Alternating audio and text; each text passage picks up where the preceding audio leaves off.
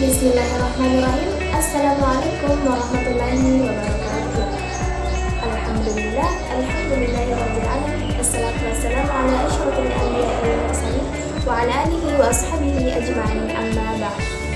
Pertama-tama, mari kita senantiasa memanjatkan puji dan syukur atas kehadirat Allah Subhanahu wa taala, atas segala limpahan rahmat dan karunia-Nya lah, sehingga kita masih dapat melakukan kegiatan kita, rutinitas kita sehari-hari. Kemudian salam serta salam mari kita kirimkan kepada junjungan kita, yakni Nabi besar Muhammad SAW. Baik, teman-teman sekalian, pada kesempatan kali ini kelompok kami akan membahas mengenai kurikulum, pengertian kurikulum, peranan kurikulum, fungsi kurikulum, dan macam-macam kurikulum. Tetapi sebelum kita lanjut, izinkan kami memperkenalkan diri terlebih dahulu. Kami dari kelompok 1, perkenalkan, nama saya Nur Aisyah, kemudian ada teman saya Nawal Saadah dan Nur Hidayah. Baik, langsung saja. Kami akan membahas mengenai kurikulum. Mungkin teman-teman sekalian sudah tidak asing lagi mendengar kata kurikulum. Mengapa? Karena kurikulum ini sering kita dengar waktu kita duduk di bangku SD, SMP, SMA, bahkan sekarang kita sudah duduk di bangku kuliah, kita masih mendengar kata kurikulum. Kenapa? Karena kurikulum ini berfungsi sebagai landasan atau pedoman untuk menyelenggarakan tujuan yang ingin dicapai dari pendidikan. Nah, sedikit saya bergambaran mengenai kurikulum. Jadi, kurikulum itu adalah seperangkat rencana atau peraturan mengenai tujuan, misi, bahan pengajaran, ataupun cara yang digunakan sebagai pedoman untuk penyelenggaraan tujuan yang ingin dicapai. Nah, untuk lebih mengetahui, untuk lebih memahami mengenai kurikulum, mari kita simak penjelasan dari teman saya, yaitu dari Nawal Saadah dan Nur Hidayah. Baiklah, saya akan menjelaskan apa itu kurikulum dan apa saja fungsi-fungsinya. Secara etimologis, kurikulum berasal dari bahasa Yunani, yaitu kurir yang berarti pelari dan kurere yang berarti berpacu. Jadi, istilah kurikulum pada awalnya berhubungan dengan kegiatan olahraga pada zaman Romawi kuno di Yunani, dengan mengandung pengertian sebagai suatu jarak yang harus ditempuh oleh pelari. Secara etimologis, istilah kurikulum digunakan di dalam dunia pendidikan dengan pengertian sebagai sejumlah pengetahuan yang harus ditempuh atau diselesaikan oleh siswa guna mendapatkan suatu tingkatan atau ijazah. Para ahli kurikulum memberikan pengertian bergerak dari suatu pengertian yang spesifik menuju ke arah yang lebih luas dan umum.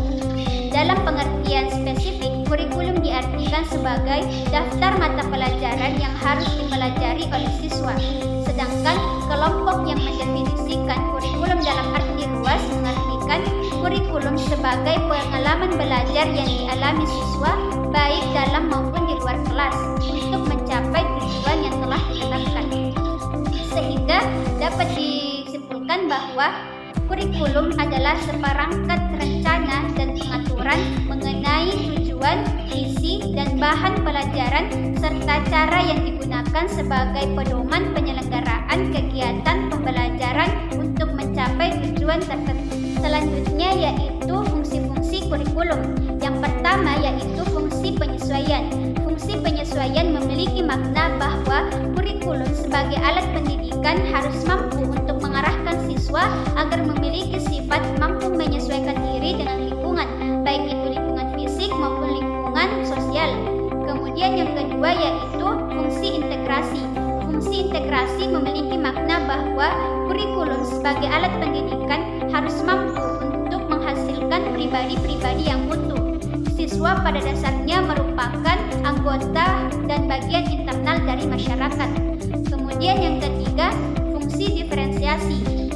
Fungsi diferensiasi memiliki makna bahwa kurikulum sebagai alat pendidikan harus mampu memberikan pelayanan perbedaan setiap individu, karena setiap siswa memiliki perbedaan baik dari segi aspek fisik maupun psikis. Kemudian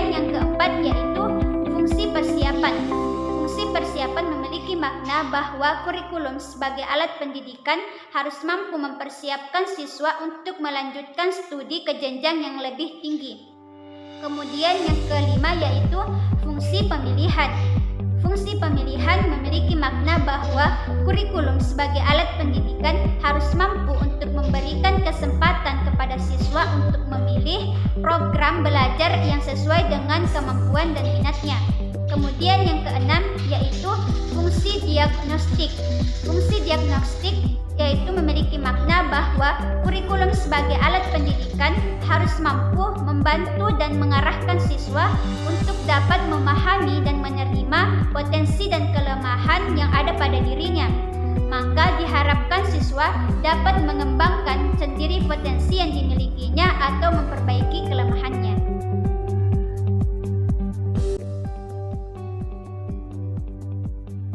Peranan kurikulum. Peranan kurikulum ada 3, yaitu peranan konservatif, yaitu salah satu tugas dan tanggung jawab sekolah sebagai suatu lembaga pendidikan untuk mewariskan nilai-nilai budaya masyarakat kepada generasi muda, yakni siswa.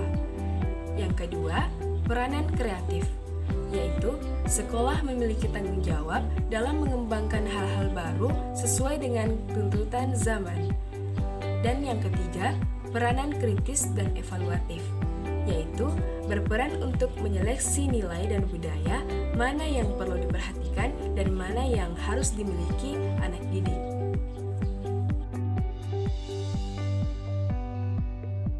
Selanjutnya, kurikulum ideal.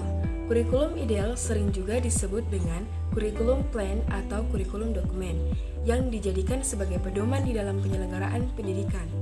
Hal ini sebagaimana definisi dari BEUCAM dalam Sukma Dinata 2007 yang menyebutkan bahwa a curriculum is a written document which may contain many ingredients, but basically it is planned for the education of pupils during their enrollment in a given school.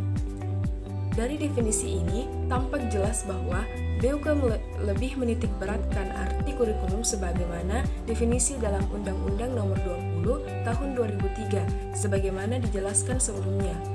Bentuk dari kurikulum ideal ini biasanya berbentuk dokumen yang berupa dokumen kurikulum induk, silabus, dan rencana pelaksanaan pembelajaran atau yang disingkat dengan RPP. Kurikulum aktual sering juga disebut dengan kurikulum fungsional, live or operative curriculum, yaitu kurikulum yang merupakan implementasi dari kurikulum ideal atau kurikulum yang dioperasikan di kelas.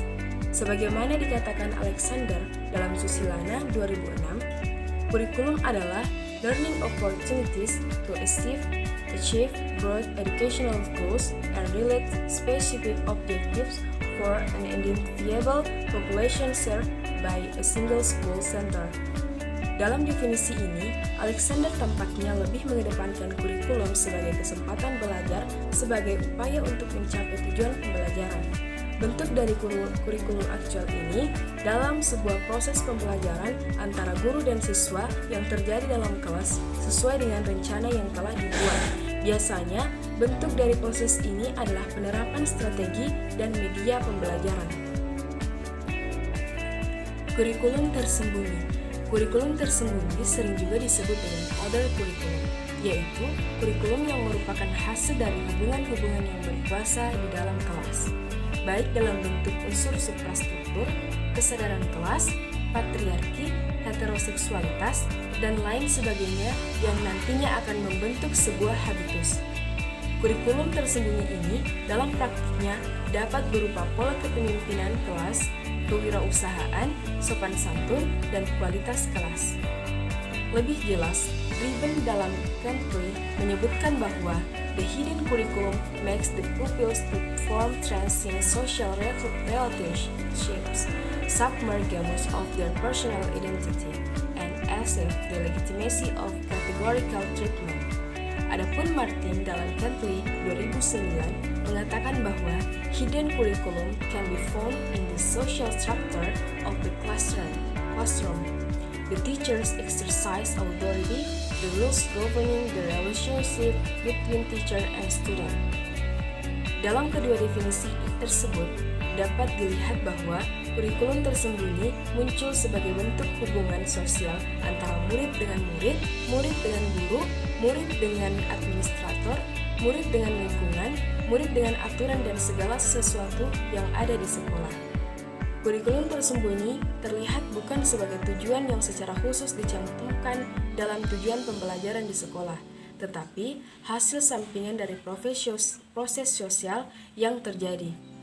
Valens meletakkan dalam Kentley 2009 bahwa ada 3 dimensi kurikulum tersembunyi, yaitu konteks pendidikan, proses yang terjadi di sekolah, dan tingkatan intensionalitas dan kedalaman atau ketersembunyian yang diperoleh oleh investor atau siswa. Ketiganya merupakan faktor yang signifikan di dalam membantu pencapaian tujuan kurikulum ideal dan aktual. Selanjutnya, kurikulum pendidikan Islam. Kurikulum dalam pendidikan Islam dikenal dengan manhaj yang berarti jalan yang terang yang dilalui oleh pendidik bersama anak didiknya untuk mengembangkan pengetahuan, keterampilan, dan sikap mereka. Omar Muhammad Al-Tumi Asy-Syaibani 1984. Jika diaplikasikan dalam kurikulum pendidikan Islam, maka kurikulum berfungsi sebagai pedoman yang digunakan oleh pendidik untuk membimbing peserta didiknya ke arah tujuan tertinggi pendidikan Islam melalui akumulasi sejumlah pengetahuan, keterampilan, dan sikap.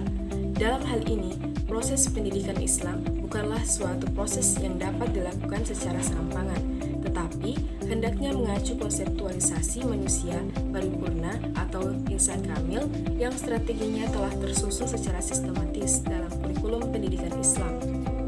Menurut Rahma, ada 2 istilah tujuan pendidikan, yaitu tujuan khusus yaitu untuk mengembangkan manusia sedemikian rupa sehingga semua pengetahuan yang diperolehnya akan menjadi organ pada keseluruhan pribadi yang kritis dan kreatif.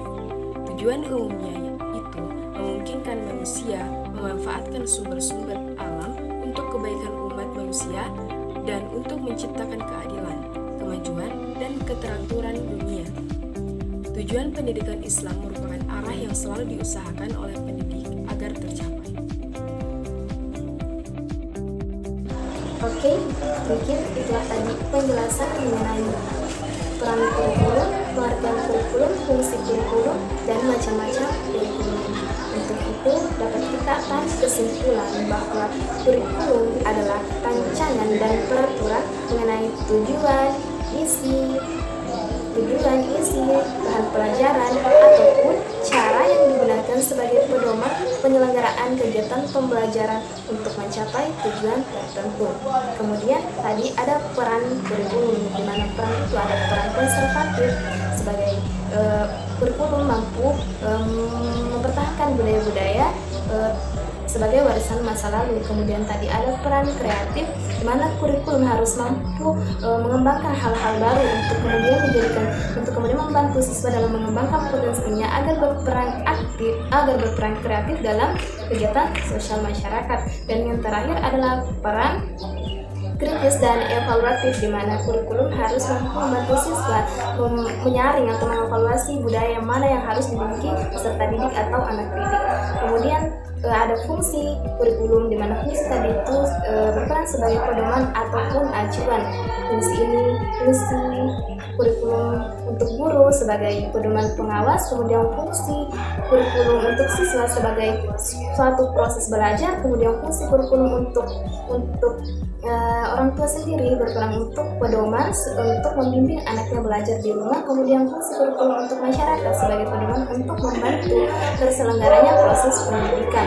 Dan yang terakhir, kurikulum aktual sebagai kurikulum ideal sebagai bentuk perencanaan, kemudian kurikulum aktual sebagai bentuk pelaksanaan, dan kurikulum lingkungan sebagai kurikulum tersembunyi. Nah, mungkin itu saja kesimpulan yang bisa kita tarik dari penjelasan mengenai kurikulum ini. Untuk itu, mungkin ini saja yang dapat kami sampaikan. Sekian dan terima kasih. Wassalamualaikum warahmatullahi wabarakatuh.